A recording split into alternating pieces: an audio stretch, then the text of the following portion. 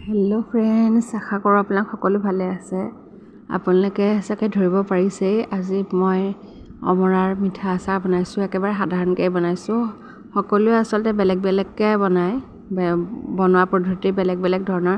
এতিয়া মই অমৰাখিনি সিজাই ল'লোঁ, সেই পানীখিনিৰ লগতে দি নিদিওঁ, যিহেতু অকণমান কেঁহা হয় অমৰা, সেইকাৰণে মই পানীখিনি দি নিদিওঁ। এতিয়া মই মিঠাতেলত এই গোটেই অমৰাখিনিয়ে দি দিছোঁ।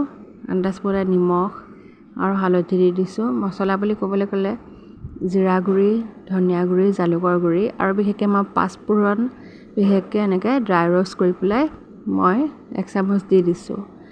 আৰু তেল বিশেষকৈ বহুত বেছি মই দিয়া নাই, কাৰণ মই মিঠা আচাৰ বনাইছোঁ। মিঠা আচাৰ বনালে খুব বেছি এটা তেলো নালাগে।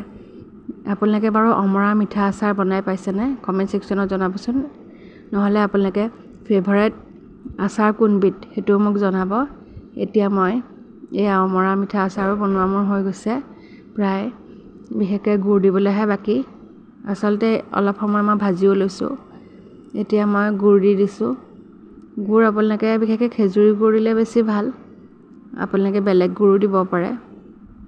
এতিয়া মই গুড়ো দি দিছোঁ, আপোনালোকে চেনিও ব্যৱহাৰ কৰিব পাৰে গুড়ৰ সলনি, কিন্তু আজিকালি যিহেতু চেনি নাখায় বুলিয়ে ক'ব পাৰি, আৰু মিঠা বস্তু সাধাৰণতে নাখায় বুলিয়ে ক'ব পাৰি। কেতিয়াবা মন গ'লে আপোনালোকে এই গুড় দি খাব পাৰে। এয়া মোৰ অলপ দেৰি পাছত গুড়খিনি গলাৰ পাছত দেখিছেনে ইমান সুন্দৰকৈ আচাৰ ৰেডিও হৈ গৈছে। আচাৰ হোৱাৰ পাছত আপোনালোকে অকণমান ভিনেগাৰ দি দিব, যেতিয়া অকণমান ঠাণ্ডা হ'ব। আৰু এয়া মোৰ ৰেডি হৈ গৈছে। চিচা পাত্ৰ এটাত এনেকৈ আপোনালোকে থৈ দিব দেই।